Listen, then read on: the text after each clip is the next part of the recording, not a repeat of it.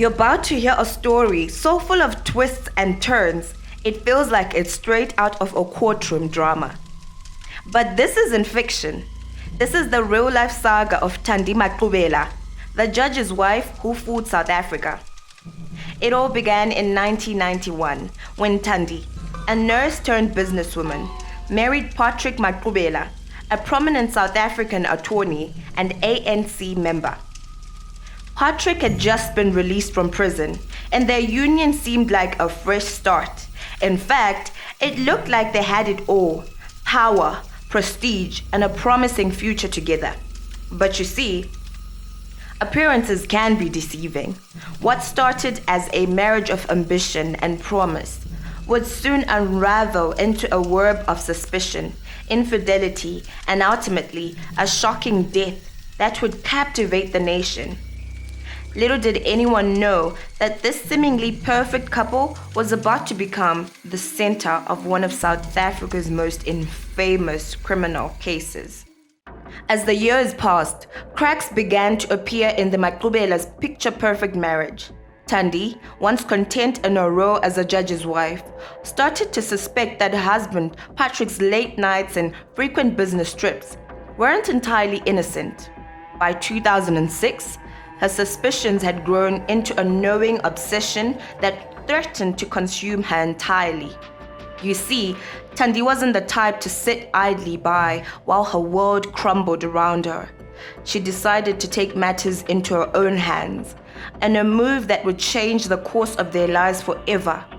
Thandi hired a private investigator to tell her husband and gather evidence of his alleged infidelity. For years, the investigation continued, slowly building a damning case against Patrick. Hotel room receipts, mysterious phone records, and even more intimate items began to pile up. Thandi meticulously documented every scrap of evidence, creating a paper trail that would make even the most seasoned detective envious.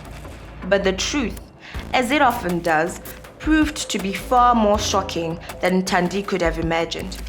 The private investigator uncovered not just one affair, but multiple alliances with young women across the country. Some of these women were barely in their 20s, a fact that only fueled Thandi's growing rage and resentment. As the evidence mounted, so did Thandi's desperation. She wasn't content to simply gather information anymore. No, Thandi took things a step further, personally confronting some of the women involved with her husband. In one particularly heated encounter, she threatened a young woman in Bloemfontein, warning her that if she didn't stay away from Patrick, the whole of South Africa is going to know that you have a sugar daddy. But Thandi's actions didn't stop there. In a bid to force Patrick's hand, she began sending evidence of his affairs to his colleagues and family members. Her goal? To embarrass him so thoroughly that he would have no choice but to resign from his prestigious position as an acting judge. Despite Thandi's efforts, Patrick remained unmoved. He confided in friends that he was growing weary of his wife's antiques and was even considering divorce. The tension between them reached a boiling point in 2008 when Patrick was appointed as an acting judge at the Cape Town High Court, requiring him to spend even more time away from home. The situation came to a head on June 2009. Thandi, at her wit's end, scheduled a meeting with Jeff Radebe, the Minister of Justice and Constitutional Development, and a close friend of Patrick's. In a display that Radebe would later describe as angry and excitable, Thandi laid out all the evidence she had gathered over the years, leaving no sordid detail unexposed. It was a move that would have far-reaching consequences. Patrick, not fully aware of the extent of Thandi's investigations, realized that he could no longer remain in the marriage. The tension between them had reached a critical point, and something was bound to give. Little did anyone know just how explosive the fallout would be. Just as the tension between Thandi and Patrick reached its boiling point, tragedy struck. On June 4, 2009, Judge Patrick Maqubela was last seen alive. The day before, Thandi had met with Jeff Kade, the Minister of Justice, and Patrick's old friend. In that intense meeting, she laid bare extensive evidence of Patrick's infidelity, seemingly intent on tarnishing his reputation and potentially derailing his appointment as a full-time judge. But the next day, something was amiss. Patrick didn't show up for work, and his colleagues started to worry. It wasn't like him to miss a day without notice. As hours turned into days, the concern grew. Then on June 7th, a grim discovery was made. Patrick's decomposing body was found in their Bantry Bay apartment by a concerned friend and colleague. Now you might think this was just a tragic case of natural causes. After all, the scene initially suggested a heart attack, but as investigators dug deeper, they uncovered signs that pointed to something far more sinister. The room temperature was unusually high, and a pillow was positioned over Patrick's face. These odd details raised eyebrows and set off alarm bells for the investigators. It seemed someone had gone to great lengths to accelerate the decomposition process. But why? As the investigation unfolded, a shocking theory emerged. The prosecution built a case against Thandi Maqubela and her business associate, Vela Mabena. They alleged that Thandi had orchestrated Patrick's murder with Vela's help. Their method? The prosecutors claimed they used cling wrap to suffocate Patrick, then layered him with clothing, cranked up the air conditioner to its highest heat setting, and placed a pillow over his face. But the alleged cover-up didn't stop there. In the days following Patrick's death, some strange things happened. Friends and family members received text messages from Patrick's phone, but something about them felt off. As it turned out, the prosecution believed these messages were sent by Thandi herself in an attempt to create an alibi and throw investigators off the scent. And then there was the matter of Patrick's will. A new document surfaced, conveniently making Thandi and her children the main beneficiaries. The catch?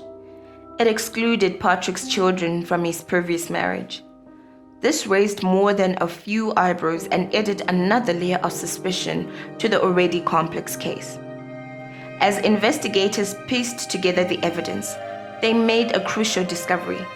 Cell phone records showed that Thandi's location mirrored Patrick's phone movements, directly contradicting her alibi. This, combined with the suspicious will, painted a damning picture of Thandi's potential involvement in her husband's death. What had started as a story of marital discord had now morphed into a full-blown murder investigation. The question on everyone's mind was, could Thandi Maqubela, once seen as a respectable judge's wife, really be capable of such a calculated and cold-blooded crime? As the trial approached, South Africa waited with bated breath to see how this shocking tale would unfold in the courtroom. As investigators pieced together the evidence surrounding Judge Patrick Maqubela's death, the spotlight turned squarely on his wife, Thandi. The nation held its breath, wondering what would unfold next in this gripping saga of love, betrayal, and possible murder. Almost a year after Patrick's mysterious demise, the hammer of justice finally fell. Thandi Maqubela found herself in handcuffs, arrested not just for the alleged murder of her husband, but also for fraud in forging a will. The charges sent shockwaves through South African society. How could the wife of a respectable judge be accused of such heinous crimes? The trial that followed was nothing short of a media circus. Thandi, it seemed, was determined to make her mark in the courtroom, and not just with her testimony. She quickly became known as one of the most stylish accused, often showing up in eye-catching hats, dukes and sunglasses. It was as if she was attending a high society event rather than fighting for her freedom. But Thandi's courtroom antiques didn't stop at fashion choices. She had a flair for the dramatic that would have made even the most seasoned actor jealous. On multiple occasions, she fainted in court, causing a stir among the spectators and legal teams alike. When she wasn't swooning, she was raising files with messages to her kids or Bible verses, turning the solemn proceedings into something of a spectacle. As the trial progressed, the prosecution painted a chilling picture of Thandi's alleged crimes. They argued that she had smothered her husband with cling wrap, then cranked up the room temperature to speed up decomposition. The state pointed out Thandi's background as a nurse, suggesting she would have known exactly how to manipulate the crime scene to obscure the true cause of death. But the most damning evidence came from Patrick's phone. The prosecution revealed that misleading text messages had been sent from the judge's phone after his death, messages that made it seem as though he was still alive. Cell phone pings showed Patrick's phone moving in tandem with Thandi's, a revelation that blew a hole in her alibi. After months of dramatic testimony and shocking revelations, the verdict finally came in 2013. Thandi Maqubela was found guilty of her husband's murder and forgery. The judge handed down an 18-year prison sentence, seemingly bringing this twisted tale to a close. But if you thought this was the end of the story, you'd be mistaken. In a twist that no one saw coming, Thandi Maqubela appealed the judgment. And in 2017, something extraordinary happened. Her conviction was overturned. The appeal court found that there was reasonable doubt in the case. They couldn't definitively prove that Judge Maqubela hadn't died of natural causes, given the advanced state of decomposition when his body was found. Just like that, after spending several years behind bars, Thandi Maqubela walked free. The woman who had once been convicted of murdering her husband was now legally innocent. It was a turn of events that left South Africa reeling, forcing everyone to question what they thought they knew about this sensational case. Just when it seemed the story had reached its conclusion, Thandi Maqubela's release from prison opened up a whole new chapter. You see, her newfound freedom didn't mark the end of the saga. Far from it. In fact, it raised more questions than it answered. Thandi didn't waste any time after her release. She immediately set her sights on Patrick's estate, valued at a whopping 12 million rand. Her pursuit of the inheritance added another layer of complexity to an already convoluted case. Was this about justice or just about the money? The case left South Africa grappling with some uncomfortable truths. How could a conviction be overturned so dramatically? What really happened to Judge Patrick Maqubela? As the dust settled, one question lingered. In the pursuit of justice, had the truth become the ultimate casualty?